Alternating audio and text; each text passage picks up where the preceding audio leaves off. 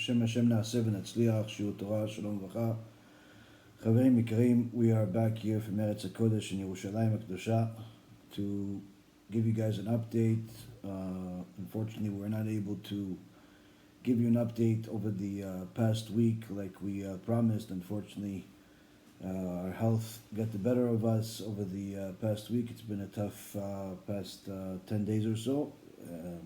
It's not what we thought initially was a small infection, or ended up being, Baruch Hashem, a big kaparat avonot. So it's not that we didn't want to, it's simply that we couldn't function, and Baruch Hashem, that's the deen. We thank Hashem for it. We know that it's all for the best, even if that means there's going to be less learning, less Torah teaching. But sometimes you have to simply know that HaKadosh Baruch Hu knows better than you. Tonight's shiur is an important one for all of us, and Be'ezrat HaShem, HaKadosh Baruch Hu give us the right words to give everyone. Tonight's shiur will be for the Refuah Shlema for Rabbanit Levana Bat Sarah, Rabbi Efraim ben Shulamit, Rabbanit Sarah Bat Anat, Avi Mori David ben Esriya, Imi Morati Doris Bat Jorah, and all of Am Yisrael and all the righteous Noahides, and also all of the soldiers of Am Yisrael that are now fighting for us, fighting for the right to exist. Also a special protection for Matanya ben Meirov and Hananya, Daniel ben Yehudit, Chana and Yishai, Nadav ben Naava, Yovel Yitzchak ben Amira, Rui ben Shira, Uri Tzvi ben Sarah Frumet, Hillel Chai ben Sarah Frumet, and Roy ben Inat and Yoram. Kadosh Baruch Hu yivarech otam bekom mikol kol, chaim arokim shlemim meleim Torah mitzvot, gemilut chasadim, nachat ubracha, and may they all succeed in building a beit ne'eman BeEzrat. So with that being said, we're going to get right to it. As of course everyone knows, the war continues to expand. The extraordinary amount of media that used to be spent on Ukraine and Russia seems to have disappeared. All eyes are on Israel and what they're doing, whether it's the good things or the bad things that people say are bad things. The point being is, all eyes are on us. And I know that over this last month, we've given more shiurim in a month than we usually give in several months, but unfortunately many people have not gotten the message. And that's where we're going to go into it and try to figure out what's missing. The chesed that's been done by Klal Yisrael over this last month and a half has been extraordinary, whether it's by helping our organization, BeEzrat HaShem, give out tzitziot, do chesed with different families of Avraham and different people that need help here in Israel. And anyone that wants to continue helping us can go to bhchesed.org. That's bhchesed.org. You could donate over there. And of course, many other organizations have literally raised an extraordinary amount of money to help the Jewish people. But of course, with every good, there's always going to be certain things that you have to pay attention to. One of the things that I paid attention to that came is that there's a organization that's doing a fantastic job at bringing a lot of equipment, food, all types of activities to help the Jewish people. But in the process, somebody decided that they are going to donate a jacuzzi to the Israeli soldiers that are stationed in one of the places. And I thought that this point really stood out simply because it is a dangerous point. What does that mean? The soldier anyone that's ever been a soldier or has been an athlete, has been a high performance type of situation, realizes that when you are pushing yourself beyond your limits, whether you win the game or you lose the game, either way you end up injured. Either way you're going to have some type of recovery that needs to happen. And really one of the things that athletes always look for are ways to heal fast. This is a big part of the reason of why many of them use steroids. This is also part of the reason why billions of dollars have been spent and invested into making different types of machinery that high-performance athletes use in order to help them heal faster, because every week that they don't play costs them and the league tens of millions of dollars. And lehavdil, when it comes to soldiers, the last thing that they need is a jacuzzi. Because although it calms the person that's using it, many times it brings a person to a relaxation that's unnecessary. In fact, a relaxation that is dangerous. The main thing that soldiers need are not only things that are going to help them live, like food and equipment, but also things that are going to help them recover. Because even if they're winning, still there's always going to be some type of injury. Even if it's not chas v'shalom from a bullet, it's simply moving your body in such a way, carrying so much weight is very hard on the body. But the problem is not really that. That's not really the reason why I'm bringing it to you. I'm just giving you some basic understanding. The reason why this is more problematic is because this is a ideological problem that we have right now, where because we're on the news, because it looks like we're winning, we're destroying their buildings, we're destroying all types of places that are full of terrorists and terrorism. We are removing the enemy from his comfort zone.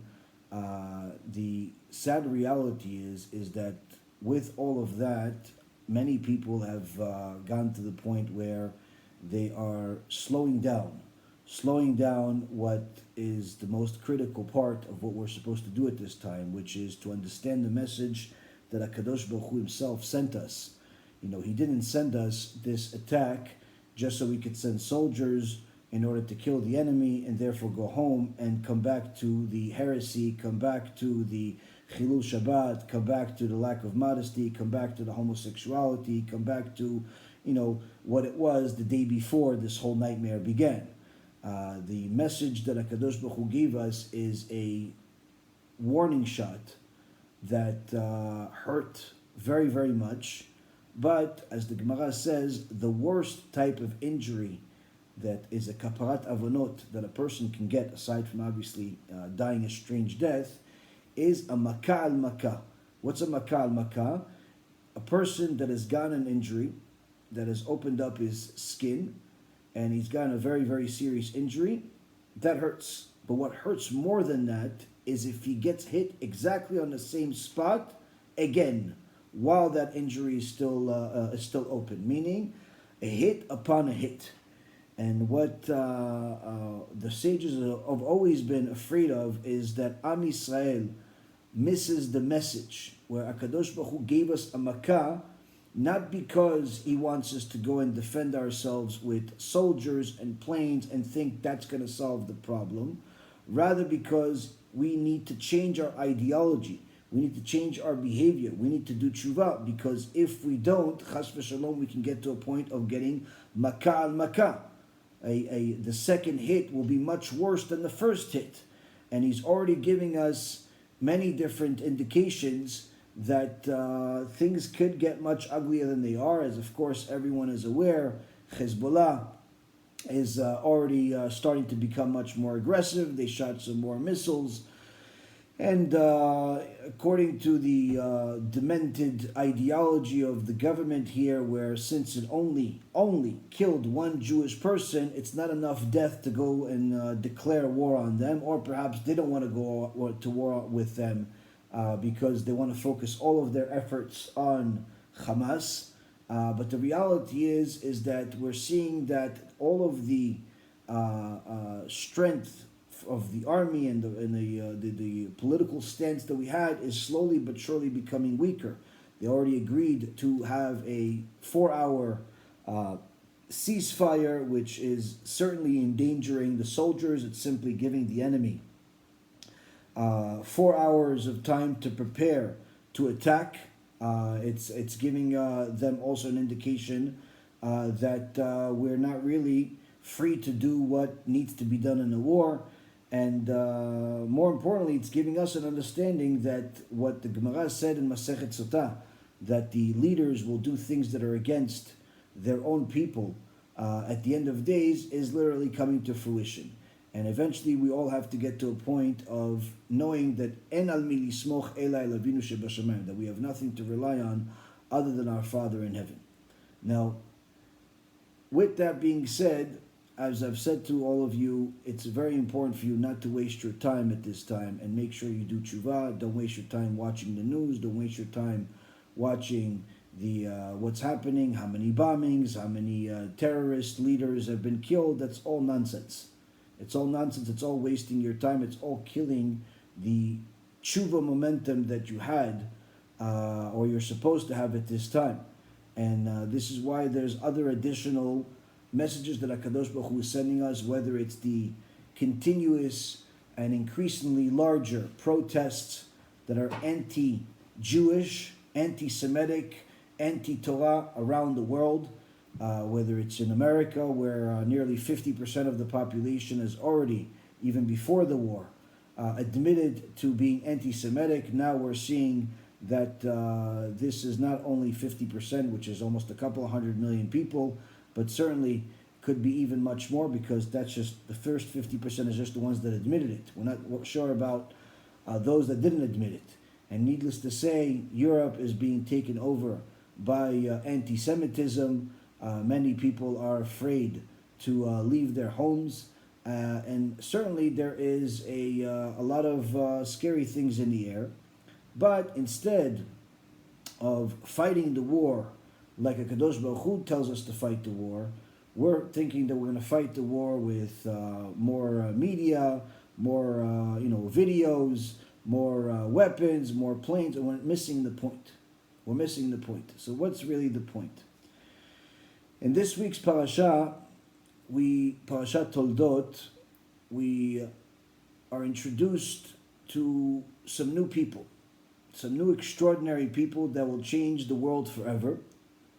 And we see that first and foremost, the parasha starts off with HaKadosh Baruch Hu telling us how important it is to protect the honor of the tzaddik. As it says, Avraham olidet Yitzchak, Avraham begat Yitzchak, meaning that it looked like to people that Avraham gave birth to Yitzchak. What does that actually mean? You obviously all know that Sarah gave birth to Yitzchak.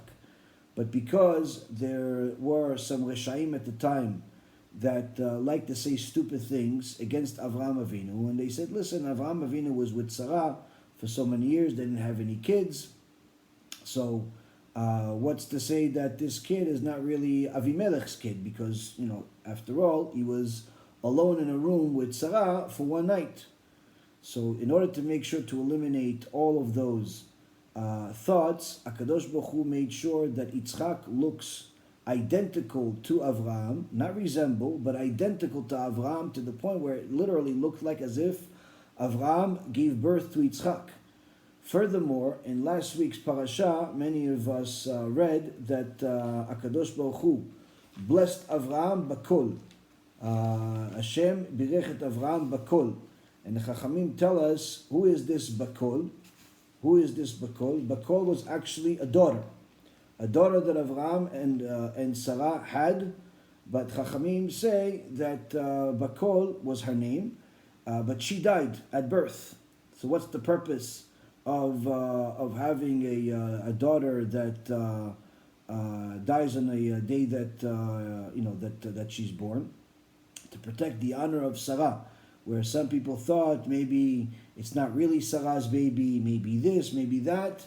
HaKadosh Baruch Hu gave them another baby just for the sake of protecting the honor of Sarah Imenu. And even though the baby didn't survive, still this showed everybody that this was not some type of silly rumor that people were thinking that it's not really their kid. If she gave birth to a second child, obviously the first child is theirs. So first and foremost, we see that the protection of the tzadikim, the protection of the tzadikot is of highest value in the eyes of HaKadosh Baruch Hu, which means that if you see that people are going against the tzaddikim, going against the chachamim of the generation, going against people that are giving people da'at Torah, immediately you know this is not a good or kosher source of information. And this also is important for people to know, that if you're going to see what's going on, but if you're getting your information from places that until now have been anti-Torah, know that whatever information you're getting is also going to be anti-Torah, and therefore even to be even more careful. Same thing goes with people that are saying things, even rabbis, that are saying things that are against what the Torah is. We have this clown that came up on the radar over the last several months that literally is, the Satan has put him on the media here in Israel, and every day or every time he goes on the media, he says many things that are the opposite of the Torah in order to look in a positive way in the eyes of the heretics. So if you see, whether it's in the some form of media or even in a local community, people that are speaking against Gdolei Yisrael, people that are speaking against the basic sources of the Torah, the prophecies of the end of days, the reward and punishment, the fact that not every Jew and not every person is going to be saved at the end. In fact, it's only going to be a few, the ones that are righteous, the ones that are following the Torah. If you see anyone telling you or hear anyone telling people these types of things that are against the things that you've heard in our shurim and other chachamim shurim that are telling you things with sources, know that this is a place to run away from, because HaKadosh Baruch Hu made sure that all of the prophets are going to give us the same exact message, even though each one of them got a separate message. For example, if you're talking about the end of days and the war of Gog and Magog, you have the main chapters that have discussed it. Many of the prophets discussed it, but main chapters that are highlighted to discuss it is the prophet Yechezkel in chapter 38, also in chapter 39, and the prophet Zechariah in chapter 14. Each one is talking about a completely different prophecy, although it has all to do with the same time frame. It's just that one is talking about the war between Ishmael and Edom, then it's talking about the war in the mountains of Yerushalayim, and then it's talking about the war inside Yerushalayim, the ultimate war that we call Gog and Magog. The point being is that anyone that tells you, listen, Gog and Magog was already, the World War II. Gog and Magog, it doesn't have to happen. Or everyone's going to be fine. Hashem is loves all Jews and is going to forgive everyone, and you don't have to worry about being punished. All of these types of things are even worse than talking about Chachamim of our generation, simply because it's talking against the Torah itself. It's talking against the prophets themselves. And that's why Kadosh Baruch Hu made sure that not only Avraham olided Yitzchak, that we know that Yitzchak came from Avraham, but we also know that all of the prophets are in essence the same source of truth. There's no opposites here. There's no one prophet saying you're going to have the end of days, and the other one, being a war, being a nightmare, being something of a opportunity for those of us that want to do Teshuvah to do it once and for all, and those that don't will lose everything. And then another one says, listen, God loves everybody. There's no such thing. There's a simple pshat that all of Chachmei Yisrael agreed on, because this is what the Torah says. Now, the reason why I mention this is because one of the things that we are identifying right now is that Amalek is rising. And Amalek is, as the Zohar Kadosh explains it, is that he comes in different forms of sizes. Some parts of the Amalek comes from the Erev, which is the Jews among us that are hate the Torah, enemies of the Torah, and sometimes even have a beard and a hat and pretend to be rabbis and present the Torah, but present a fake Torah, present a heretical Torah. These are all considered part of Erev Rav. There's also the Amalekim that are part of the enemy of the other nations, and it's important for a person to know that these things are coming to light, because you're seeing that your neighbor that until now said good morning to you, all of a sudden has a Free Palestine flag on his door. You're seeing that the local business that you used to buy from, every time you needed tools, every time you needed certain merchandise, all of a sudden is looking at you funny, because he thinks that Israel is a terrorist nation. He doesn't like the fact that you are Jewish. And you're seeing people show their colors. And that's one of the things that HaKadosh Baruch Hu promises to us, that at the end, everything is going to be clear, including him destroying the enemy in the end. It's not going to be like like any other time where people say, well, it could have been it's a miracle, or it could have been this strategy or that strategy, like many other people try to rationalize different miracles that Hashem made to us, or like in Megillat Esther, where Hashem's name doesn't appear even once inside the Megillah, but yet we know that it's the hand of God that did everything. Or even in the Egypt, where you saw the hand of God in everything. Even the idol-worshipping necromancers said, Etzba Elokim zeh, this is the finger of God over here. But still there were those that didn't believe. There were those that doubted it.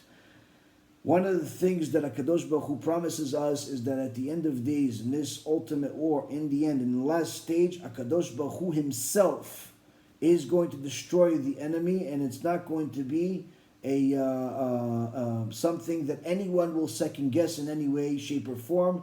Both the lovers of Hashem and the enemies of Hashem are all going to know that HaKadosh Baruch Hu Echad Ushmo Echad. He is one and his name is one. And nobody, and Enod Milvado, and there's nothing else but him. But until that time comes, a person needs to know that Amalek is going to rise. And one of the most critical places that a person needs to learn about Amalek is from this week's parasha. Why? Because this is the source of Amalek. When Rivkah marries Yitzchak, they pray for nearly 20 years until she eventually has a child. She gets pregnant, as the Torah tells us. And then once she gets pregnant, the Pasuk says in chapter 25, verse 22, Vaytrotetzu abanim bekirba, vatomer im ken lama ze anochi, vatelech lidrosh et Adonai. The children agitated within her, and she said, if so, why am I thus? And she went to inquire of Hashem. So what happened here? The Midrash tells us that Rivkah did not know that she had twin children in her belly. And she saw something very strange. When she walked by the local Bet Midrash of Shem and Evel, where there was Torah, fiery Torah in there, she saw that the baby moved, and that made her happy. But then shortly later, she passed by the place of idol worship, and the baby moved again.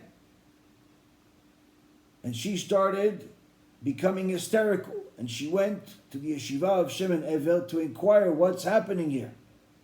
Please tell me what's happening here. And it says, she went to ask from Hashem, meaning through the Shem, why is it that my baby is enticed to go to a place of holiness and also enticed to go to a place of idol worship? If he wants both, I'd rather just die. I'd rather just die than having a kid that wants to go both to idol worship and wants to go to the synagogue. He wants to go to shul on Shabbat, but with a car.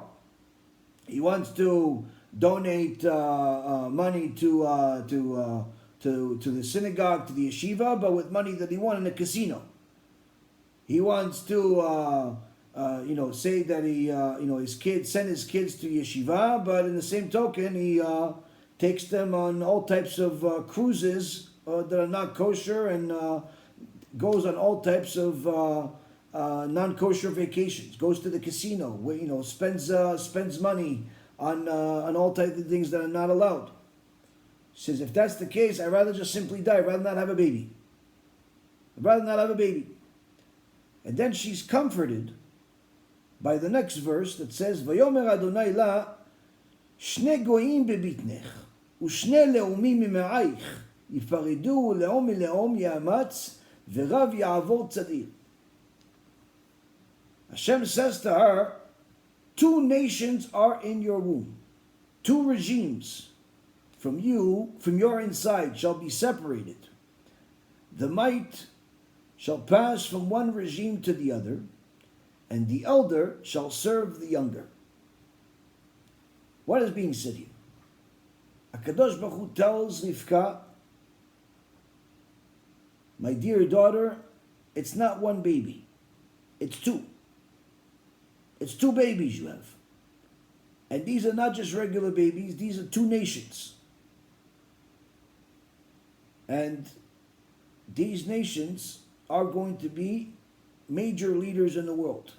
In fact, the Me'am Loez says that the ultimate goal was for both Yaakov and Esau to be our forefathers, where Yaakov was supposed to be the forefather of 6 of the tribes, and Esau was supposed to be the forefather of 6 of the tribes. And originally, that's what it looked like. They were going, as it says, that after they were born, these 2 V'yigdelu ha'ne'arim v'yi Esav ish yodeh tzayid, that these lads grew up, and Esau became one who knows trapping and a man of the field, but Yaakov was a wholesome man abiding by the tents, abiding in the tents, meaning that they were ne'arim. They both were bachurei yeshiva. They looked very similar to each other. They were both learning Torah. They have Torah from their father Yitzchak. They have Torah from their grandfather Avraham. They have Torah in the yeshiva of Shem and Ever. They have all the wonderful tools you can possibly imagine to be big tzadikim. They grew up the same. You couldn't tell the difference between them. Both were tzadikim. But at some point, Esau decided to abandon the truth and go towards materialism.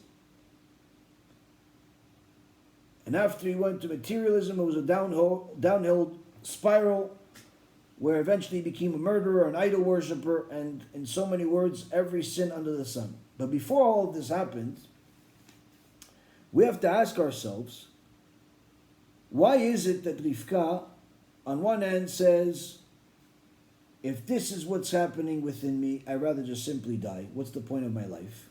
And she's comforted by being told that there's 2 babies within her. Why is that comforting?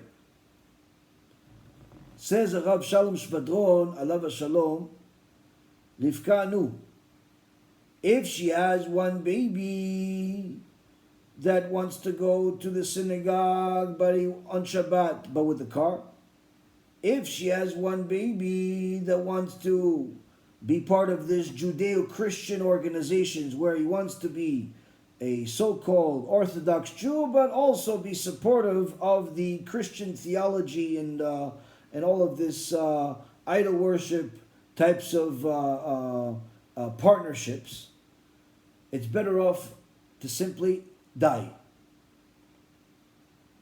It's better off to die. Okay. What's the other option that comforts her? Oh, you have 2 babies. Why is that comforting? Says Rav Shalom Shvadron, when Rivkah heard that she has 2 babies, she knew that she has a much bigger reason to live than she even thought. Why? Because right now, she has 1 baby that's inclined to do good, inclined to serve HaKadosh Baruch Hu, inclined to be an Eved Hashem, whereas the other one has inclinations towards idolatry. Doesn't mean that he has to be an idol worshiper. He still has free choice. But he has a special Yetzirah that pulls them towards the other side. She says, I'm better off with that. Why? Says Rav Shalom Shvadron, if you have one baby that's going to be inclined to do good things, good neshama, soft, wants to serve HaKadosh Baruch Hu, and one that wants to serve an idol, at least you know what you're dealing with. At least you know what you're dealing with. At least you know, okay, this one is inclined to do good things. Good, I'll put him in the right direction. I'll help him whenever needed, but I'll spend a lot of attention to whatever is necessary to get the other one to join too, even because he's inclined to do bad things. He has one of those, one of those yetzaras that is very, very powerful. And if he beats it, says the Me'am Loez, he could even be more righteous than Yaakov. And that's much better than having one child that has an inclination to do both. Why? When you have an inclination, when you have a lifestyle, when you have an ideology, when you have a mentality that wants to be a servant of Hashem, but also focused on materialism, a servant of HaKadosh Baruch Hu, but also friend of the nations, and accept their ideologies and their philosophies as if it's okay, it's better off to not be at all. Why? Simply put, someone that is living such a life with an ideology that is trying to serve Hashem, but at the same token, trying to serve his pocket, trying to serve mankind, trying to serve everything else but Hashem, that person ultimately is the biggest problem. Those types of mentalities are the biggest problems, because eventually they end up choosing the wrong side, and they end up bringing many people with them. This is why the Enlightenment movement was so successful against the Torah over the last couple of 100 years, because many of the founders and the original people in the Enlightenment movement had some yeshiva education. Some had a lot. Some had a lot. Some were even rabbis that modernized the Torah, modernized the truth in order to make it more applicable to the times, and little by little reformed everything to the point where Reform came out, Conservative came out, many became Christians, many became heretics, and of course the disaster that we saw in spirituality over the last couple hundred years has been something that the world never even thought possible. And that's why the Chofetz Chaim says that the reason why HaKadosh Baruch Hu didn't bring the Moshiach for nearly 1800 years is because Am Yisrael was serving Hashem in such a fantastic way, we didn't need Moshiach, in essence, to come, because we were doing the best we possibly can overall as a nation in serving God. We were sanctifying HaKadosh Baruch Hu, so there was no need to press the gas pedal and bring Moshiach right away, because Am Yisrael was still glued to HaKadosh Baruch Hu. Am Yisrael was serving Hashem at the highest possible level, despite the pogroms, the inquisitions, the troubles, all the horrible things that were happening to us. We still stayed close to HaKadosh Baruch Hu. You didn't see a massive downfall in spirituality. You saw the Rishonim, you saw the Achronim, you saw Rabbi Yosef Kala's generation, which also at the same time as the Arizal, you saw the Gaon Mivilna, you saw Rabbi Akiva Iger, you saw the giants among giants. Despite the poverty and the famines and the pogroms and all the troubles, Am Yisrael stayed close to HaKadosh Baruch Hu. And therefore, we didn't need to have the Mashiach come at that time. But then says the Chofetz Chaim, now we do need the Mashiach to come. Because now things have changed over the last couple of hundred years since the Enlightenment movement, since this reform mentality has showed its ugly head, where we see that Am Yisrael has deteriorated in their servitude of HaKadosh Baruch Hu to the point where many, in fact most, have abandoned their relationship with HaKadosh Baruch Hu already for a couple of generations, to the point where intermarriage in different parts of the Western world is approaching all-time highs, similar to what they were right before the Holocaust.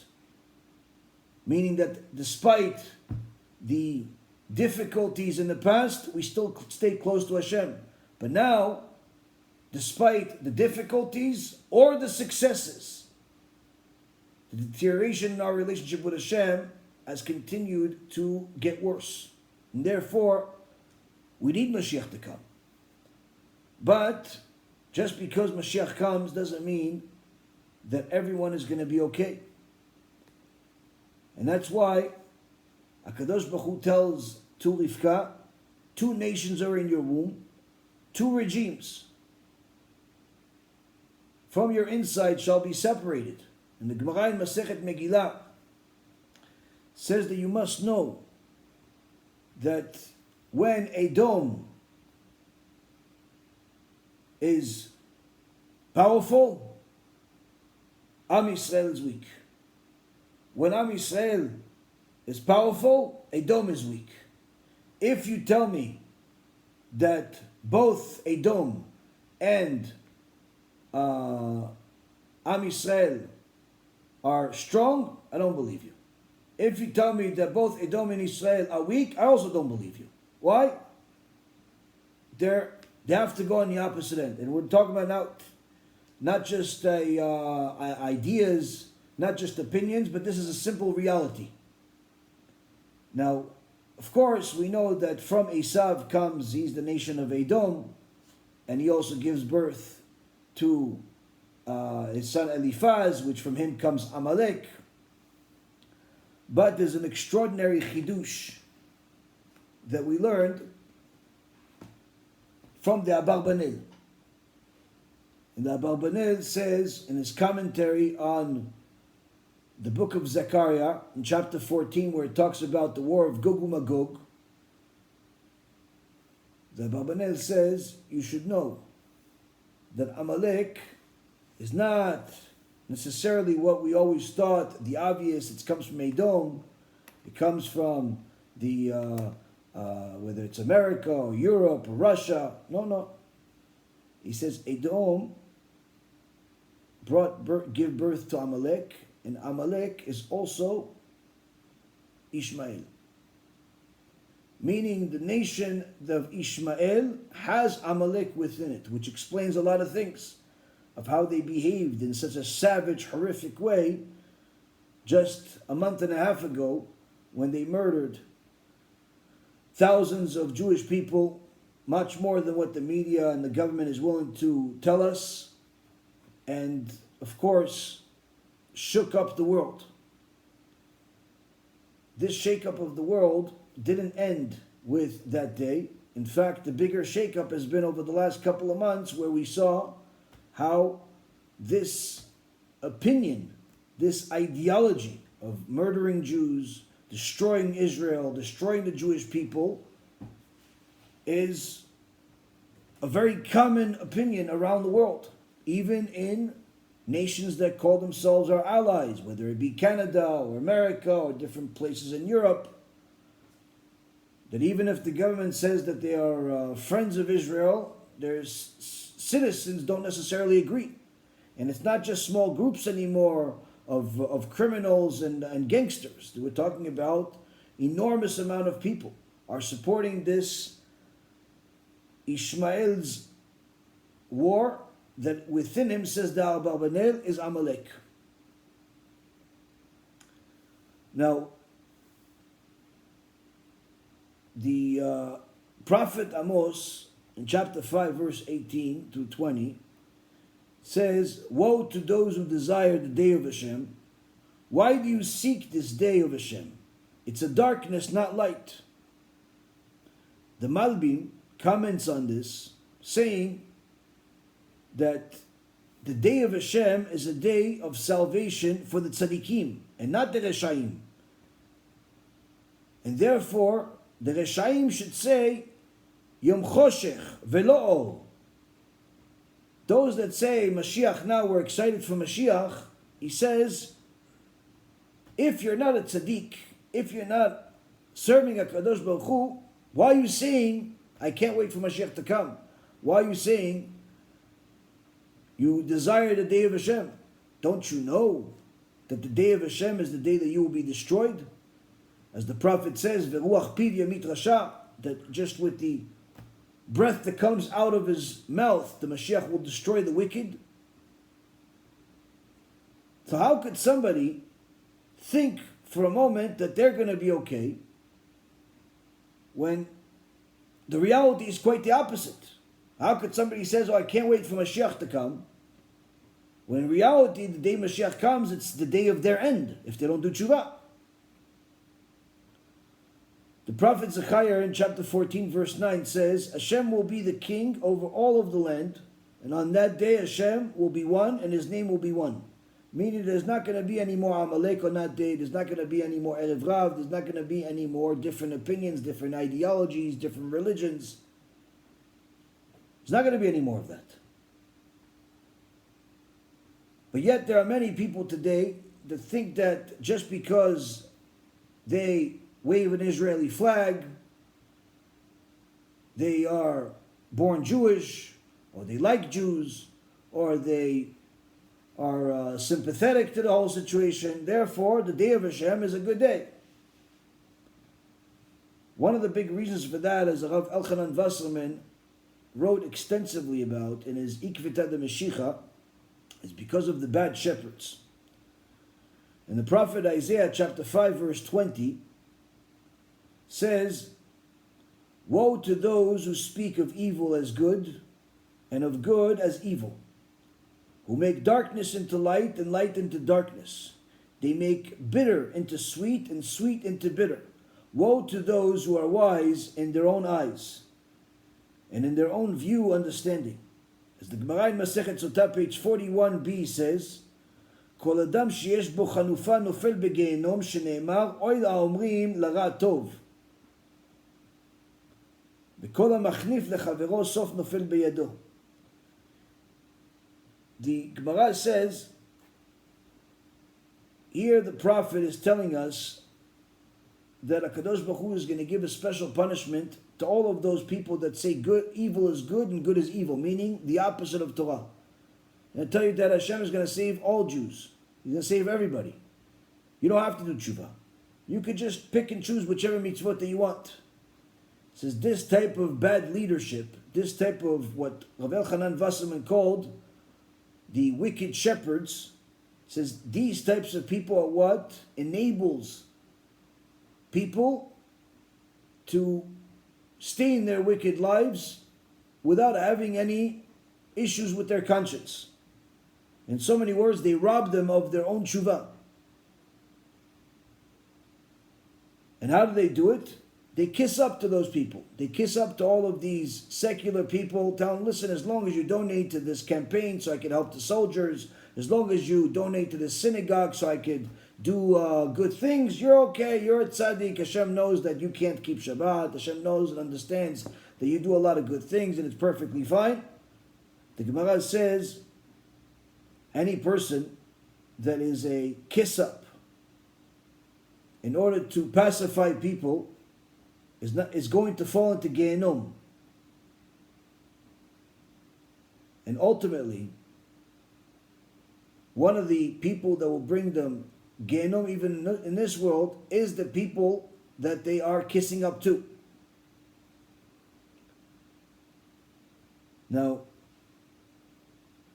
when a person sees this and understands that it's not a good idea to be a kiss-up, he thinks, okay, fine, I won't kiss up to the secular or the people that are not doing anything, but why do I have to be the one that tells them that they have to start becoming mothers, that they have to start keeping Shabbat? Maybe they'll just understand on their own from the shiurim that we give and the atmosphere. Says the Torah in Parashat Kitavot, chapter 27, verse 26, Arur asher lo yakim et divrei HaTorah azot la'asot otam ve'amar kol ha'am amen.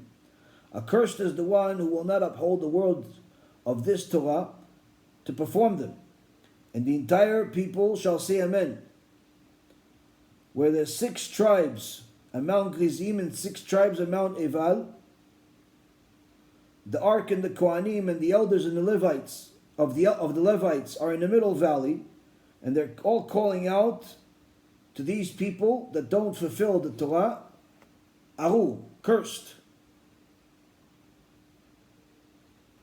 When a person is given a stage, whether it's a YouTube channel with 5 followers or 500,000 followers, he's giving a stage, being there, giving a lecture at a shul, giving a lecture at somebody's house. He's given a stage. He's the rabbi of the synagogue. He's the rabbi of the yeshiva. And he chooses not to tell people what he knows they need to do in order to do teshuvah, in order to put themselves in Hashem's side. At this time, he must also know that just like there was a special ceremony to curse all of those people that don't fulfill the Torah, there is a special ceremony every single time he himself does not fulfill the Torah. Where all of the Tzadikim throughout all of history, Moshe Rabbeinu, Aaron HaKohen, David, Shlomo, Avraham, Yitzchak, Yaakov, all of the Tanaim, all the Amoraim, all the Savoraim, all the Geonim, all the Rishonim, all the Achronim, all the Hasidim, all the Tzadikim throughout all of history, they're all standing in the spiritual mountains above, and they're all cursing this person. Whether it be a big rabbi with 500,000 followers or a small little guy at some local shul that no one ever heard of, and he has 3 or 4 people showing up to his class, if he doesn't tell them the things that they need to hear to do teshuvah at this time, he should know every single time he does not fulfill his job, there's a special ceremony in Shamayim where he's being cursed by all of the tzaddikim. Why? Because Rabotai Karim, Amalek is rising, and if you're not rising above it, you're falling below. The Sefer Or Yisrael, Rabbeinu Baal Ohev Yisrael Miapta, who was a Talmid of the Baal Shem Tov, says, Da lecha ha'apikosim ve'amosrim שבכל דור ודור מהם נמשך כל המגפות והחולאים והפקעים רעים שבעולם וגם בכללות ישראל, רחמנא ליצלן. This Talmid of the Baal Shem Tov says, know this, that due to the heretics and those that tell on Jews to the government, those types of people, those heretics, those people that work against the Jewish community, whether spiritually or materially, physically, that exist in every generation, it's due to them, due to their actions, that all of the tragedies, whether it be the plagues, sicknesses, wars, evil decrees that exist in the world, come because of them.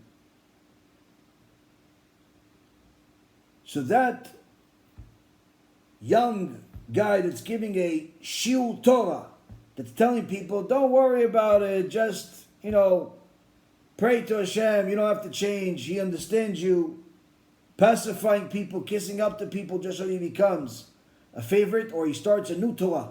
He starts telling people all types of things that are not what the Masoret is, not what the tradition is. He tells people, listen, you want to connect to God and you need a little drugs to do that? Go for it. You want to come to shul once a week and the rest of the week ignore everything, don't worry, no problem, Hashem understands you, your mitzvah is very important because you're busy. All these types of soft approaches, which are really not even considered real approaches, they're simply considered heresy and stupidity, but these are the types of things that cool the people off. This is all the midah of Amalek. This is all the character traits of what Amalek does spiritually. This is why part of Amalek is the Erev Rab that's among us. And the Baal Ohev Yisrael Miapta says, the Talmid of the Baal Shem Tov, he says, the tragedies that are happening, the Jewish soldiers that are dying, all those people that got murdered, all of this stuff, all the tragedy you see, it's because of them. Which is, by the way, the same exact thing of what Rav Wasserman said in the Ikvita de Meshicha, right before the Holocaust. The Chida says, from a day that the Rabbanim put themselves in a position where they needed the good of the wealthy people, the honor of Torah vanished or diminished. The Chida says this in Sefer Ma'agal Tov. The Otzar Midrashim Einstein, in page 204, Perek 16, says, לעולם יפרוש אדם מן החנופה לפי שהיא שקולה נגד עבודה זרה, גילוי עריות ושפיכות דמים. A person must always run away from kissing up to people, especially wicked people, because kissing up is equated to idol worship, immorality, and murder, all in the same thing. So all of those people that are simply leading the community to Gehenom should know they themselves are going to be in Gehenom with them. You say, no, I'm not leading to Gehenom. I'm just telling them, listen, come to shul, listen to Dvar Torah, and people are going to choose for themselves. No, Habibi.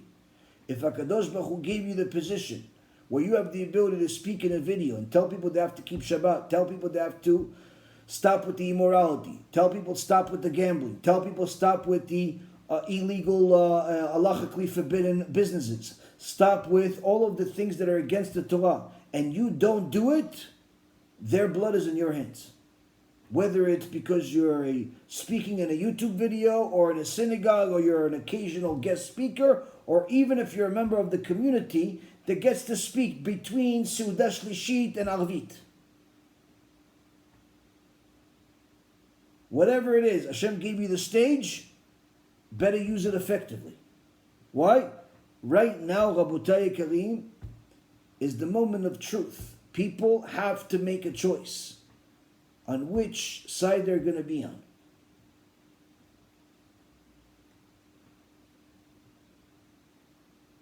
The Rambam writes in L'chot Deot, chapter 2, verse 1, halacha number 1.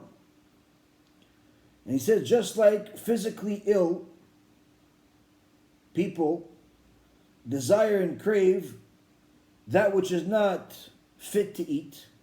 Somebody that's sick, loses their taste buds, they don't necessarily crave things that are good for them.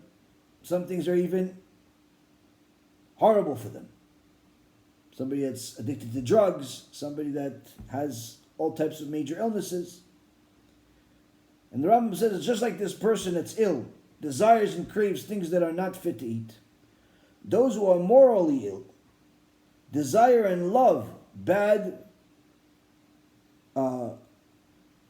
traits, and they hate the good path. And they're lazy to follow the good path. As the prophet Isaiah says in chapter 2, verse 13, they call the bad good and the good bad. The bitter sweet and the sweet bitter. And therefore the remedy for the morally ill, the choli nefashot, the Rambam calls it, the morally ill people, what is this? What is the remedy? They should go to the Chachamim, for they are the healers of the soul, by teaching them how to acquire proper traits until they return to the good path. And concerning those who recognize them, recognize their bad traits and do not go to the Chachamim to heal them, Shlomo HaMelech already said in Proverbs chapter 1 verse 7, fools scorned wisdom and correction. Meaning there's going to be some people that know that they're on a bad path, know that they're not following Hashem, but they say, listen, I'm already doing it for a while, it's hard for me to keep Shabbat and so on. He realizes that has a spiritual sickness, but he decides to stay in his path. He says, don't think for a moment that HaKadosh Baruch Hu is going to have mercy on you. Why? Shlomo Melech already called you and spoke about you and said that you scorned wisdom and correction. You knew that there's a correct path, you chose otherwise, there's not going to be any mercy on those people. HaKadosh Baruch Hu runs the world measure for measure. And that's why sometimes people send me different questions and they get an answer they didn't expect. Someone asked me what they should tell a loved one that got into a car accident, to give them some chizuk, that things will get better. The response they got is that make sure that this loved one improves on their observance of Shabbat, improves on their modesty, and makes the Torah priority number one in their life. Otherwise, this warning shot that HaKadosh Baruch Hu gave you of putting you in a car accident is not only going to be a waste of warning, but is only going to be a pretext to much more horrible things happening. The point is, Rabotai, is that most people are comfortable. They think that we're winning the war. And people don't realize that this is just the beginning. If you have been spending your time over this last month and a half focusing on your business, focusing on just maintaining wherever you are, you only watch a shiur here and there, you're not really sure what's going on, you're okay. If you think you're okay, you're not okay. Somebody asked me the other day, what do you think, which shiur of yours should I watch? I was baffled because this person calls themselves my student. If you call yourself my student and you don't know which shiur to watch, guess what? Not only are you not my student, but you are in serious trouble. Because if you're not spiritually lit up, spiritually fired up, and making sure that you're absorbing as much Torah as possible, you watch every shiur, even the ones you used to watch. Literally, there's 5,000 shiurim that we did over the years that you can watch. And you're still thinking, debating which one I should watch.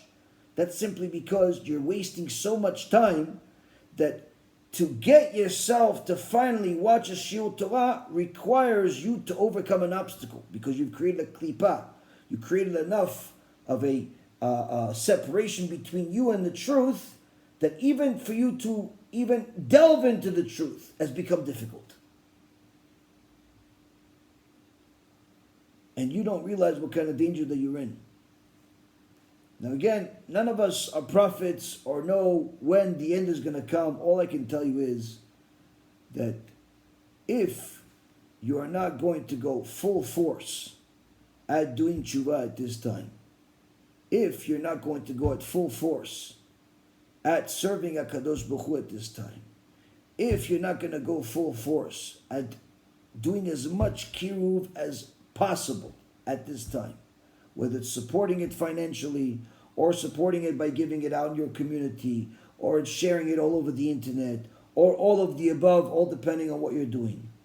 If you're not going full force at this time, you are literally putting yourself and your eternity in danger. Why? This is the last ride. This is the last ride. I promise you, if this wasn't the last ride, I wouldn't be giving a lecture right now. I'm not exactly in the best health. I don't have the most amount of strength, and it's certainly difficult for me to do this. But I can tell you, right now, Rabotai, I'm not trying to scare you just for the sake of making it into a scary movie. All I can tell you is whether the Geulah, the salvation, happens in a week or it happens in 20 years from now is irrelevant. It doesn't matter. It doesn't matter when the Moshiach is going to come. Why? HaKadosh Baruch Hu is already sending serious warning shots.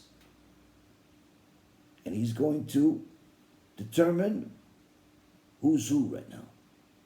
If you're not going full force, making the Torah priority number one, you are literally putting your eternity at risk. You're putting your eternity at risk.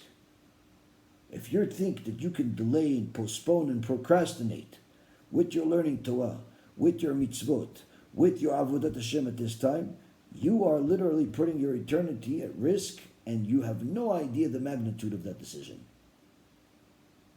Some people tell me, listen, Rabbi, my girlfriend, she wants to convert. My boyfriend, he wants to convert. but he's not Jewish, she's not Jewish, but I'm Jewish, and what do you think? What do I think? I think that first and foremost, you shouldn't touch each other. Don't do the act and don't even hold hands. That's what I think. Why? Because right now, every single act that you do that's obvious against Hashem could be the last act you ever do in your life. Why? Midat Adin is here. Midat Adin is here. HaKadosh Baruch Hu doesn't just occasionally open the gates of Gehenom to go into towns of Jewish people. It's at times where the Midat Adin is here. Hashem doesn't just let Amalek run loose. It doesn't just happen. Rabotai Karim, every single person has to understand, right now, there's no more playing around. Things that you know for sure are forbidden, don't even play with them. Things that you know that you need to do your best to do them. You failed, try again. You failed, try again. You failed, try again. Until when? Until you succeed. Until you succeed. Judaism is not a custom, Rabotai. Judaism is not a heritage.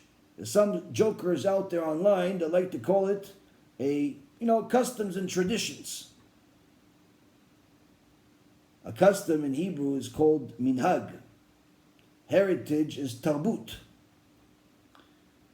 Where these words appear, in Sefer Bamidbar, chapter 32, verse 14, says, Tarbut anashim chataim, the heritage of sinners. Meaning the only tarbut that appears in the Torah is referring to sinners. Judaism is not just for people that are looking for a heritage, looking for some type of connection, but not really serious about serving HaKadosh Baruch Hu. If your business is priority over HaKadosh Baruch Hu, if your marriage is priority over HaKadosh Baruch Hu, if your money is a priority over HaKadosh Baruch Hu, or if your fame and popularity is above HaKadosh Baruch Hu, you are putting your eternity on the line. Why? Because Midat Adin is here. Midat Adin is here. So any one of you that is not really sure what to do, how to do, start off with this. Every minute you have available, watch a Shiur Torah that we have. Why do I suggest our Shiur Torah? Rather than, let's say, go open a Gemara, go open something else. Simple. If you're already here and you're listening to me, obviously there's a reason for it. HaKadosh Baruch Hu connected the Neshamot, and this is a vessel for you to use in order to improve yourself. And if you're already connected, then watch as many Shiur Torah as possible in order to learn things that you need to apply to your life. If you're in a forbidden relationship, stop. If you cannot completely end the relationship, then stop all contact whatsoever physically until the relationship is permissible, until you're married, until everything is good, and it's allowed according to the Torah. If you're in a forbidden business, get out of the business. There's no second thoughts about it. You're in one of these businesses corrupt, one of these businesses that's forbidden according to the Torah. Don't look for somebody to allow you to do it. Get out of it immediately. Even the angel told Lot, don't be stupid and try to save your money. Have mercy on your soul. If you know that there are certain things that you're doing that are forbidden, such as going to the casino, driving on Shabbat, watching television, freely, all of these types of heretical types of medias that are out there, this is not the time to do it. This is not the time to do it. And I'm not saying to you because this is not the time to do it because Moshiach is coming tomorrow. He may, but it's not the reason. The reason is because HaKadosh Baruch Hu sent this warning shot. He's uncovering the head of Amalek, but he's also letting us know that in this week's parasha, if you are mixed, you have a little Amalek in you, and you have a little bit of righteousness in you, you're not going to survive. Why? Rivkah said it's better off to die. It's better off It's like spiritual suicide. You have to pick a side. Either you're going to be with Yaakov or with Esau. You have to pick a side. You have to make Torah and Mitzvot a priority number one in your life. If it's hard for you to learn Gemara, learn the Shiurim. If you can learn the Shiurim and Gemara, Shrecha, great, amazing. Take upon yourself a responsibility. How many dapim you're going to learn in this next year? Sign up to one of the major programs that we have to get into 1,000,000 dapim of Gemara in the next year. Commit to a few hundred, a few thousand dapim, whatever you think you can handle. If you're a young kid, under 13 years old, you want to sign up to the Mishnayot, sign up to the Mishnayot. Even if you're an adult, Baal Teshuvah, you want to sign up to the Mishnayot, sign up. If you're a woman, you want to read Tehillim, read Tehillim. Read a book a day, read a book a week, do something. But don't think that's enough just because you're reading Tehillim or just because you're learning Gemara, it's enough. No, no, no. It's all encompassing. You have to fix midot. You have to become more generous with Torah. You have to give more honor to Chachamim. You have to give more honor to HaKadosh Baruch Hu. You have to do more. You have to make HaKadosh Baruch Hu clearly number one in your life.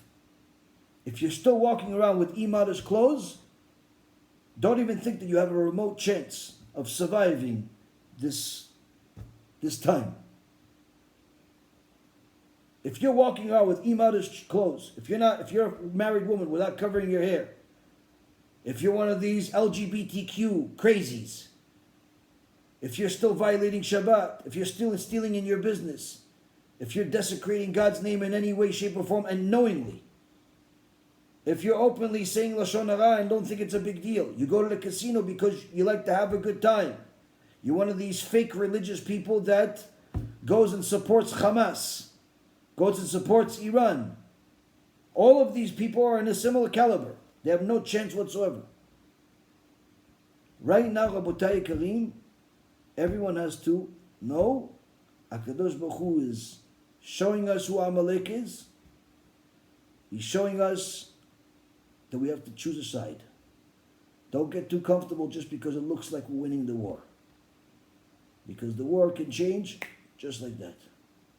Don't go into a jacuzzi thinking that, oh, I can relax now because we destroyed a few terrorists. There are billions more. And only HaKadosh Baruch Hu can save us. Only HaKadosh Baruch Hu can save us.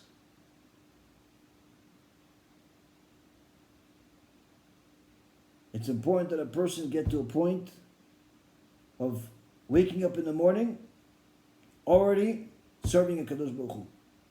Wake up in the morning, thank Hashem, pray. If you're a man, put on tefillin, go pray. Make some time to learn some Torah right after you pray, a half hour, an hour, whatever you can do. Only go to work if it's a kosher job. If it's not a kosher job, it's not a job. It's spiritual suicide.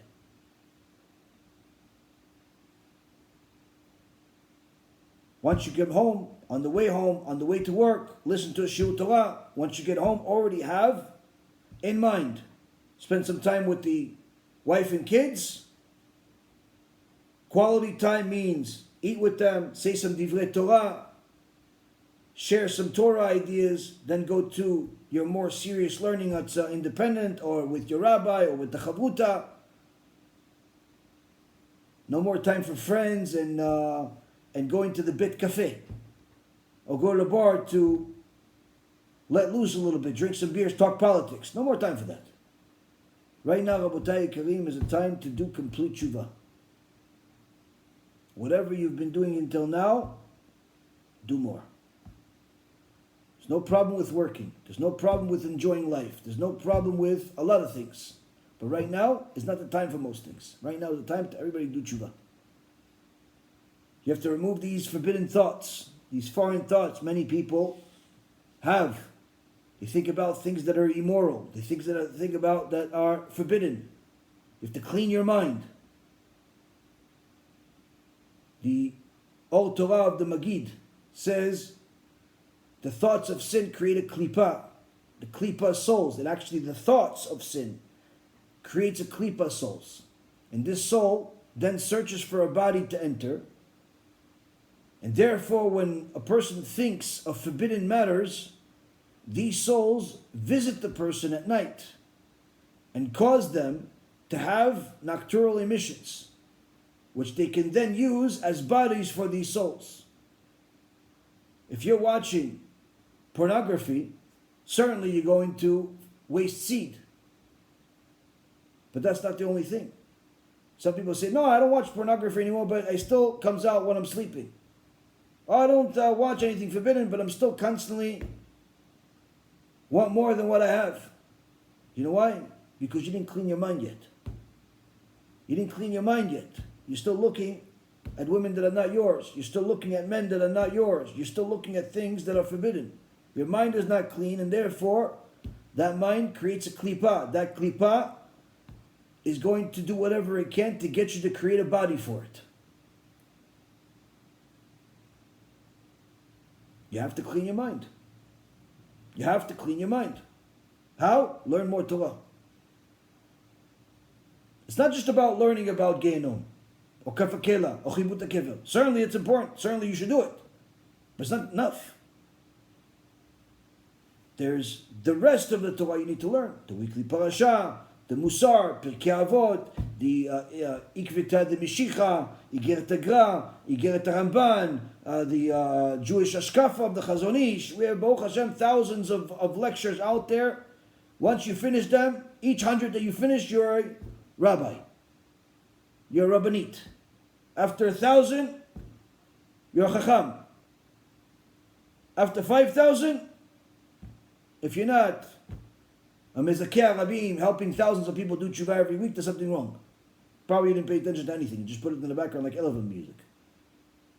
These lectures are supposed to change you. If you're listening to lectures that we're doing, and it's not causing you to take action to change your life, there's something wrong. Some people tell me, oh, listen, I've been listening to you or to Rabbi Mizrahi for 5, 10, 20 years. Fantastic. How many students do you have by now? Oh, no students. Are you observing Torah, mitzvot? Yeah, no, I keep the basics. Basics? Wait a minute, what's the basics? Do you know what the basics are? Basics are, you're already one of the giants of the generation, you keep the basics. Most people don't know what the basics are. They think that just keeping Shabbat, keeping kosher, and not killing people is basics. No, basics are huge. Basics means you're learning Torah for a few hours a day. Basics means you're completely modest, man or woman. Basics means that your mind is clean. Basics means not Lashon Hara doesn't leave your mouth. Some people have these get-together to see who's going to be with you in Gehenom events. Why? Get together between the girlfriends. Get together between the guy friends. To what? To go talk about people. Oh, you see what he did. You see what she did. You see what they did. You see what they did. You know what you're seeing? You're seeing who's going to be next to you in Gehenom with these get-togethers. Don't talk about people. Don't talk about people. Unless you're warning people because somebody is dangerous. Don't talk about people. There's simply no reason for you to talk about people. Do something useful with your time. Many people have these, oh no, but it's my friends. Okay, so you'll be with your friends in Gehenom. Kafakela, maybe one angel is going to fling you, and another angel is going to fling them, and you guys are going to meet in the middle to play bowling with you. Don't waste your time on your neshamot, Rabotai Karim. Do not go to these places if you know there's going to be Lashon Hara there. Somebody tell me, listen, I'm having a tough time, waking up and being productive. Okay, Hashem is going to get you to be productive, but it's not going to be under good conditions. Don't waste your time. I'm looking to see maybe I could get a degree in college, online or in an institution of Gehenom. Going to college today, Rabotai Karim, is more dangerous than going to Gaza. And it's not just because of the protests and the potential murders that are almost happening every single day in these campuses. It's the spiritual danger that has become acceptable in all of these colleges, no exceptions. You want to get a degree for whatever reason or another that you need it, no problem, go to an online school. But even those courses you have to be very careful with. Some of my students ask me about some of these classes. I ask them for specific details about the classes. Many times these classes that seem neutral are problematic. So just because it's an online class doesn't mean you should take it. Just because you don't agree with it doesn't mean you need to read it. Meaning right now is a time for a person to evaluate every single thing. Every single thing. Don't play with fire at this time. Why? Amalek is showing his ugly head. As the Abarbanel says, Amalek is in Ishmael. It's in the Arabs. Certainly there's Amalek in Edom also. That's the one we're familiar with already. That's the Holocaust, that's the Spanish Inquisition. That's the ones that have been terrorizing us for a couple thousand years. But to learn that Amalek is also in Ishmael explains a lot of things, such as the prophecy that Daniel said that at the end of days Ishmael will get the biggest punishment, even more than Edom.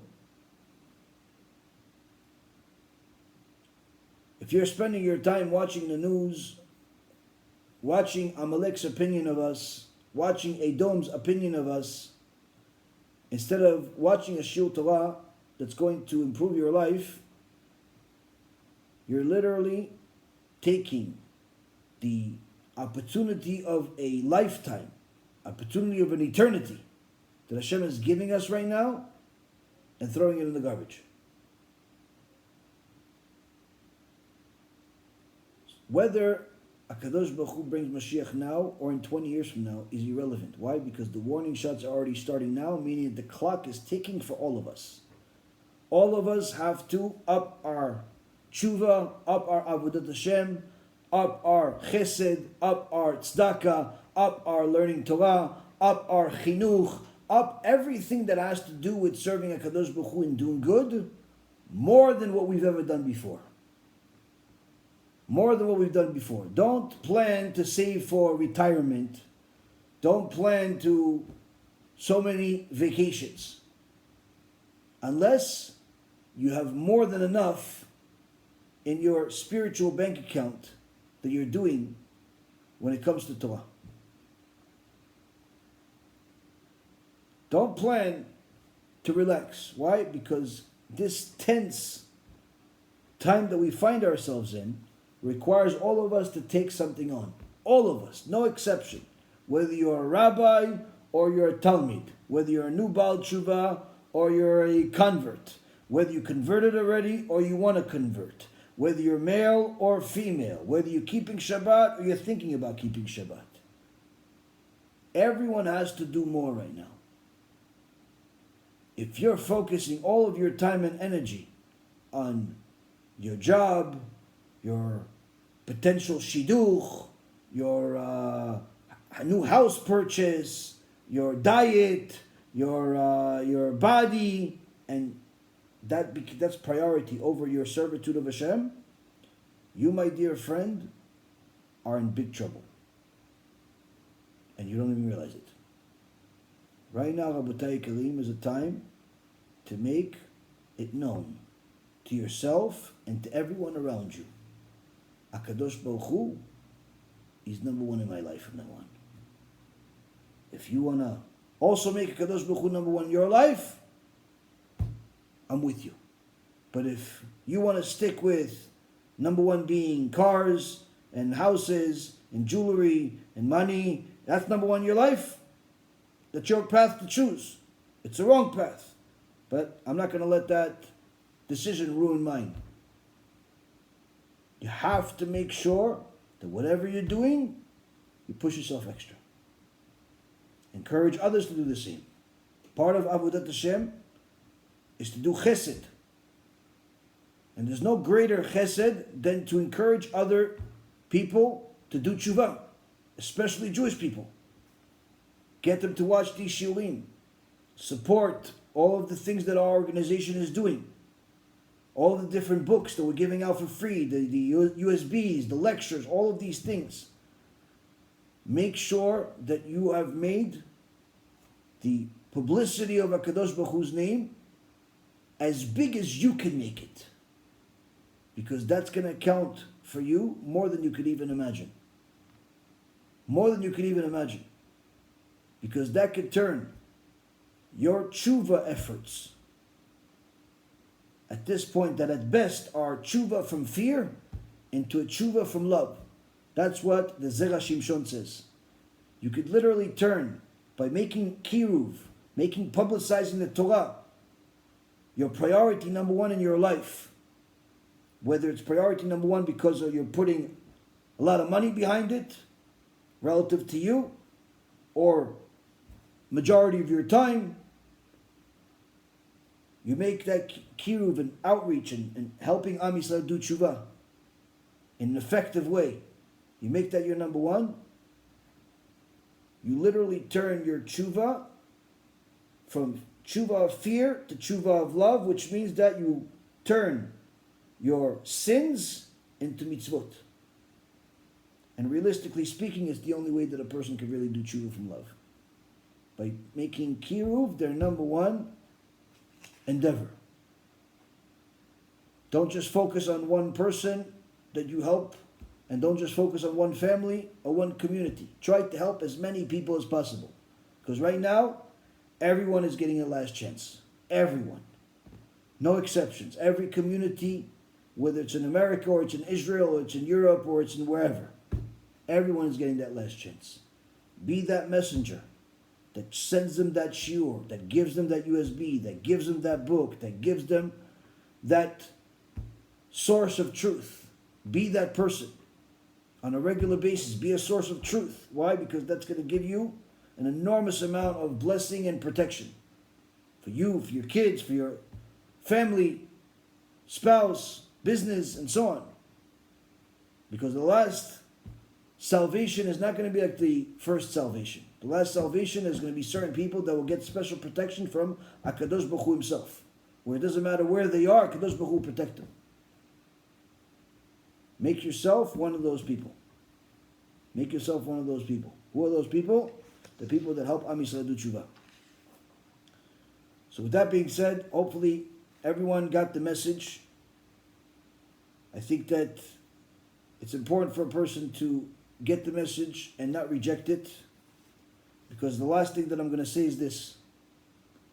The prophet Amos in chapter 5, verse 10 to 13 says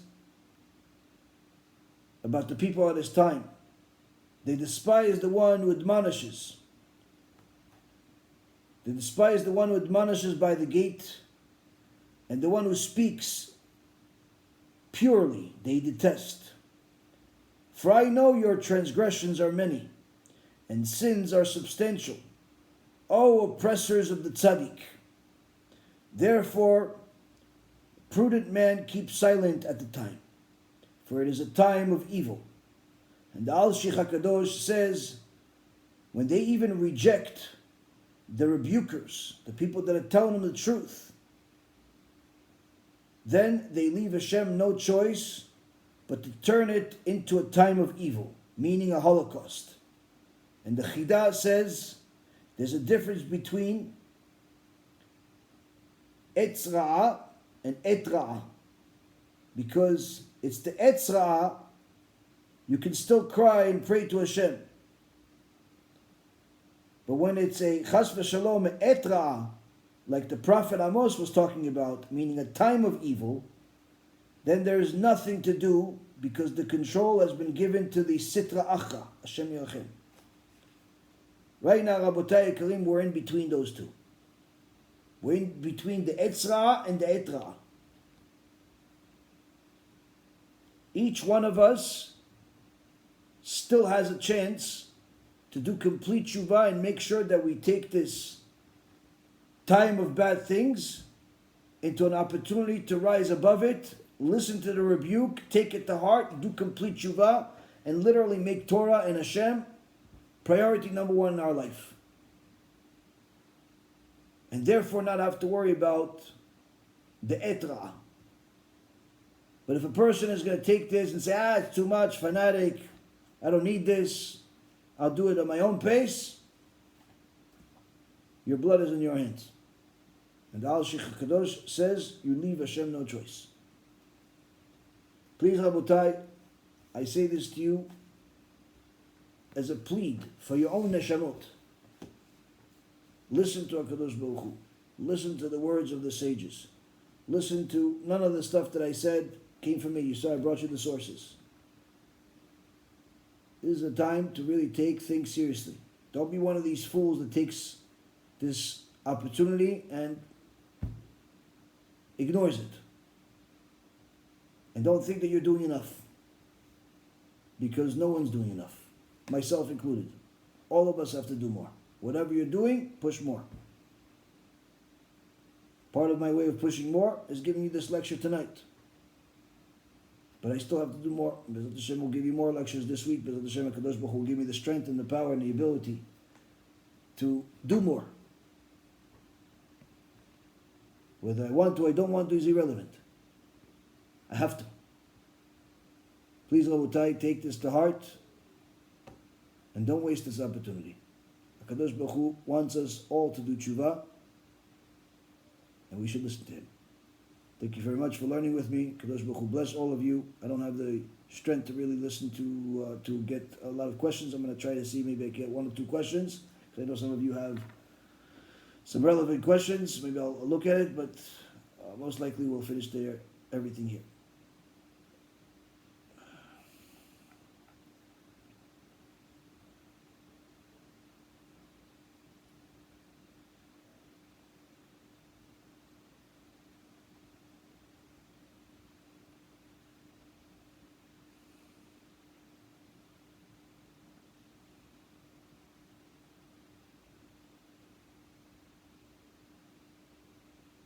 Can anyone in the stage of converting take the stage to share Torah openly? Does it require prior permission from his rabbi?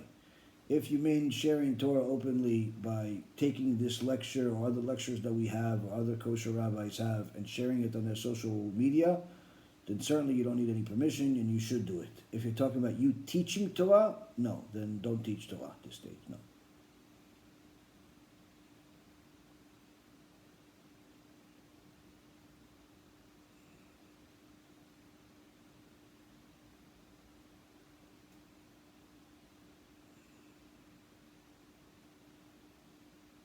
The worst character trait I have is anger. I've been watching you for almost 2 years and you've helped me a lot.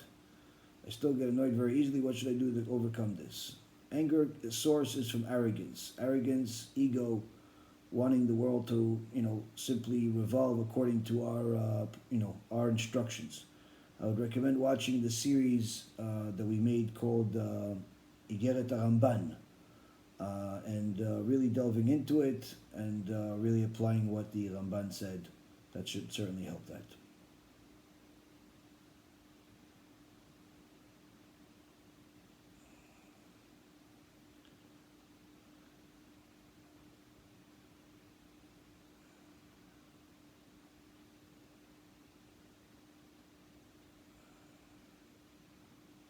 Sleeping on the stomach or the back for men is completely forbidden. For women, they shouldn't do it.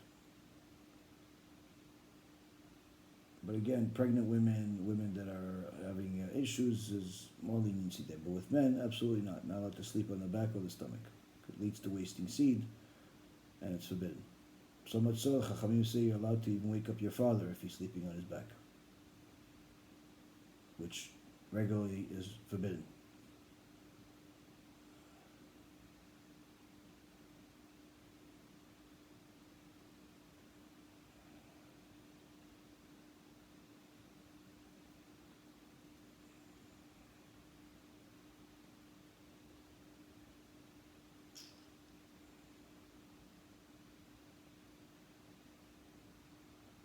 Okay, where can you donate? You can go to the website bhchesed.org, or you can simply go to our regular website, which is beezrathashem.org, beezrathashem.org.